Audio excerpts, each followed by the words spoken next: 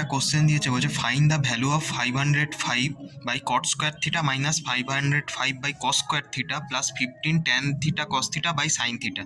এখানে দেখো 505 into 1 by cot square theta আছে, মানে আমি লিখতে পারি 505 ইন্টু ট্যান স্কোয়ার থিটা।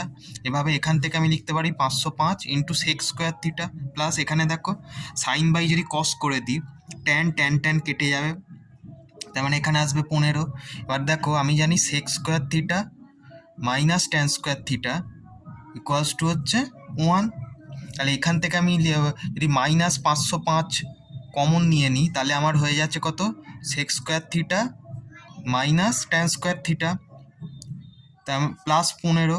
তার মানে এখান থেকে দেখো এটা 1 হয়ে যাচ্ছে, তাহলে মাইনাস 505 প্লাস 15, তার মানে এখানে অ্যান্সার আসছে কত, -490। এটাই এর কারেক্ট অ্যান্সার।